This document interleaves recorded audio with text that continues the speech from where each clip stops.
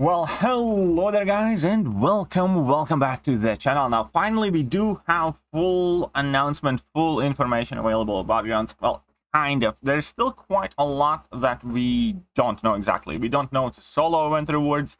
We don't know exactly how the store is going to look like, but we do have a much better idea about what is going to happen now when Battlegrounds are going to go live fully. So let's break down. This is a long post. So as you know, Battlegrounds are going to go live September 12th at 10 a.m. PST. I'll be live as soon as Battlegrounds are live. You can guarantee on that. And there's going to be basically two parts to Battlegrounds in a sense. Well, three. There's going to be friendly matches that you can do whatever you want. And then we're going to have victory track that you will have to effectively prove yourself to gradually graduate to Gladiator Circuit. And we're going to get to the details of all of that. So Battlegrounds at a glance, there's nothing kind of like too important here. The base idea we all know, 30 champion decks and all that other stuff. Enter each competitive Battlegrounds match with either 15 energy or 15 Elder's Marks. So it does seem that energy and Elder's Marks are kind of interchangeable in a way. And I think it's a very kind of good alternative where you do not need to exclusively use energy, but you seemingly can. So I do like that. And obviously, it also seems that additional decks will have to be unlocked. So that probably means there's going to be some cost involved. Now, ideally, it would be that you unlock additional decks by progressing in Battlegrounds. But it does seem that Kabam is going to want, I don't know, your 1,000 units or 2,000 units, something like that. I don't know. We'll see what exactly comes off it. There's going to be Alliance event and solo events with Battlegrounds, so I really do want to see the details of this, requirements and the rewards. And seasons are going to be 1 month long, and the meta in seasons is going to change each week. Battlegrounds updates from beta, we already read this one. The details, again, the decks, we know much of this. Mastery presets, we already know that you're going to be able to save your current mastery setup and connect it to a deck. That's cool. Let's take a look to this one. All summoners will begin their Battlegrounds dominance on the victory track, and they will have to climb through each of the divisions to reach Gladiator Circuit, where the seasonal rewards will be available, and the summoners will strive to reach Celestial Division ranking. To climb the divisions of a victory track, summoners will need to acquire victory medals, winning Battlegrounds matches. Each win will provide summoners with 1 victory medal. Losing Battlegrounds match will remove 1 victory medal. Summoners cannot D-rank after they reach a new division. And this is kind of like important failsafe. Once you have gotten to new division, you can lose 10 times in a row, and there's no bad negative consequences to that. The base idea, as we're going to see, that in order to get to the next ranking, basically, Bronze 3, you automatically get to the next one, and then for each of the other ranking, you basically need to get 2 or 3 or 4 or 5 victory medals. And that is what it effectively will mean, that you either have to win 4 out of 3 matches or win 3 in a row, or just overall have a positive win rating. Or if you are struggling, and if you do lose a lot, that's still perfectly fine. Because as soon as you gather 3, as in like win 3 in a row or something like that, you will still graduate to the next one where you're again allowed to lose 25 times in a row. As long as eventually you do get 3 wins in a row or 4 wins in a row, you get to the next tier. So I do think that over time, even if you're initially struggling, because, you know, most tenacious players are probably going to run through it the quickest, you know, anybody who pays decent amount of effort to this will be able to graduate to higher tiers as, you know, the initial swarm of players kind of over it, if you will. Upon reaching a new division, the associated rewards are paid out immediately. That's nice. We still don't exactly know what those associated rewards are, to be honest. And there's obviously going to be an option as well. In case you do struggle to progress, there's this victory shield that I was actually very worried about, but I don't mind it here too much. I think this is one of the more harmless methods of introducing this victory shield, because here it can only be used on victory track. It means it will have absolutely no impact to the Gladiator Circuit, which is going to be the competitive side of Battlegrounds. And it does what it says. It shields you in an event from loss and it protects your medal.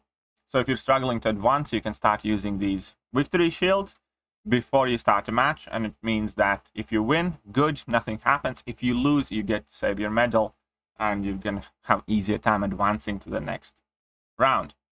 Again, it does nothing in Gladiator Circuit, which I'm kind of fine with personally. Not a big problem for me. This is one of the least harmful situations here. Obviously, you will be able to acquire these with tokens or units, which is obviously. So, clearly speaking, you can basically pay your way through to get to Gladiator Circuit. Once you're in Gladiator Circuit, this isn't going to help you though, so I'm okay. Right, but let's take a look at metas, because we do now nodes. Now, Victory Circuit is going to remain the same node for the entire first season. So Victory Circuit's nodes aren't going to change, but the actual Victory track. But Gladiator Circuit will change meta once a week. Right, so for Victory track, that means everybody trying to get to the top, to the competitive aspect. We're going to have to deal with Bulwark 2 and Explosive Personality. And we kind of suspected that already, so brush up your metal defenders. It's quite interesting because at the moment it says that all defenders are immune to armor breaks, so no CGR for anyone or any kind of armor break reliant champions. And additionally, whenever a metal defender loses more than 5% of their max health, they get indestructible. This indestructible is removed after a special attack and goes on cooldown for 10 seconds. And then we have Explosive Personality, which is kind of funny, to be honest, because Explosive Personality is one of those nodes that you can kind of play with and abuse a little bit with some Mystic champions and some other champs. So it's going to be quite interesting to see what happens there. But that is going to be node for Victory track. Yeah. And Gladiator Circuit, once Summoner has reached the Vibranium division, they are eligible to participate in Gladiator Circuit. This is where Summoners will have a chance to push to be on the global leaderboard, to achieve the top position each season. At the end of every season, it will be reset, allowing for a new set of Summoners to have a chance to rise to the top.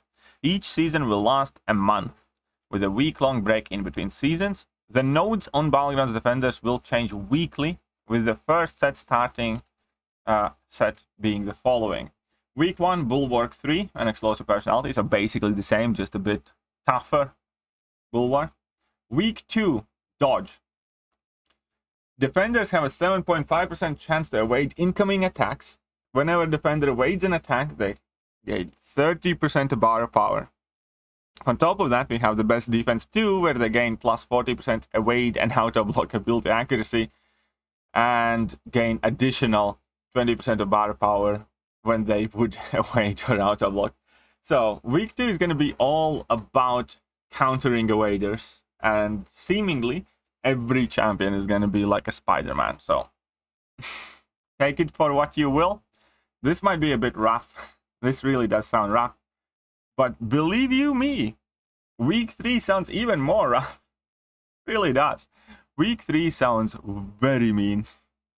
First of all, Protect. Okay, Protect is not the worst one. It will just extend the fights. Whenever the attacker deals more than 300% of their base stack in a single hit to the defender gains a stack of protection, reducing all damage taken by 20%. Stacks of protection are capped at 4, and the defender loses 2 stacks when they are intercepted. So assisted intercept is probably going to be quite helpful here. But on top of that, we have Mighty Charge 2. And we all know what Mighty Charge does, but this is the one that actually also makes them unstoppable. So they're gonna become debuff immune, purify all debuffs as they are dashing, and will be passively unstoppable, which will probably make them harder to intercept, especially considering the fact that, you guessed it, they're gonna be purifying the slow debuffs and all that other stuff. So I think this is by far the nastiest node combination, because as soon as you trigger protection, it's basically there to stay, or you're gonna get a combo to the face. So this meta is gonna be all about damage over time effects and stuff like that, on things that, you know, don't hit too hard on a single hit. Because this is a very, very, very mean set. But also, as I said, damage over time effects, Mighty Charge is gonna interrupt. This is gonna be a very nasty meta to figure out. This is gonna be very, very, very nasty meta to figure out. Right. Now we have week 4. And week 4 is going to have flow, because of course we needed flow and eat level 3s to the face. Week 4 meta is going to be all about taking Ls to the face, as in level 3s to the face. Critical strikes against defenders grant power flood, causing them to gain 35% of their max power over 15 seconds. Then we have power buildup. When the defender reaches 2 bars of power, they gain an indefinite prowess buff every 2 seconds, increasing special attack damage by 100%. And this one's actually interesting, but we'll leave that for later. So these are much, much harder nodes than we have been used to, basically. In order to climb the different divisions in the Gladiator Circuit, summoners will need to win matches to gain their Battlegrounds rating. Losing a match will result in the summoner losing Battlegrounds rating, but it is not possible to drop out of the Gladiator Circuit once it has been reached. As a reminder, victory shields cannot be used in Gladiator Circuit. At end of the season, rewards will be paid out based on the summoner's ranking Gladiator Circuit, and you know that's going to be a whole bunch of these Battlegrounds token things. Number of spot in each division of Gladiator Circuit is listed below. So it's going to be Celestial, is going to be basically the Masters, which is going to be up to top 200. That's going to be kind of like your Masters bracket, if you will. Mysterium is equal basically to Platinum levels. Quantum, you know, goes lower for the golds, and then Arcane to the silvers, and then Gammas for whatever, and Uru for the ones that are not doing too well. Right, now let's move on. Rewards. The rewards will come in a variety of shape sizes, but we don't really know much about it. Now, victory track. For each rank advance through, as they gain more and more wins, summoners will receive rewards in reaching that point. We have no clue what those rewards will be exactly. This will be one of the main ways to earn Elder's Marks. Cool. Still don't know what those rewards will be, so there's a big lack of information. Elder's Marks make currency that is able to be used in both Victory Track and Gladiator Circuit in place of energy required for a match. It is also used to make progress in both season-long alliance and solo events, which can yield lucrative rewards. If you run out of Elder's Marks mid-season, a small amount can be purchased with trophy tokens from Battlegrounds store, or an unlimited amount can be purchased with units, because, of course, we need to involve units. Again. Gladiator Circuit operates season monthly basis with 4 weeks on. Again, we do not really know any other information about rewards other than it has these trophy tokens that we use to earn. And obviously, these are going to be kind of like one of the main sources. We're going to be able to hold up to 150,000 trophy tokens at most. But we don't know how the store is going to look like, because we do have this picture where it looks like exactly like it used to. But we don't even see the lower end of it, and this is 100% not all of it. There will be, and there has to be more items in the Battlegrounds store, but we just have no idea what is going to be in it exactly. So for such a long-ass post, they sure as shit left out a crap ton of important information. And then we have how Battlegrounds works, which I don't think I need to remind to anyone, which, you know, you probably guys know already. How the points are scored. From what I can tell, there is no scoring change to Battlegrounds, you know, point system, still 30, 15, 15,000. Now, they seemingly do have some extra information, something like that, or they have changed how the HUDs look like a bit, but its score is calculated exactly the same. And that's about it. There's nothing much else. As I said, unfortunately, this post is very, very, very light on rewards, but at the very least, I do have a much better idea now on how the format is exactly going to be laid out, which is quite important. And we also know the metas for the first season, so I can start ranking up some champions should I really feel like it. It's quite important, right? So that is about it. I hope you guys enjoyed this video and found it useful. If you did, hit that like button, hit that sub button, hit all the good buttons, and I will catch you guys soon. See ya.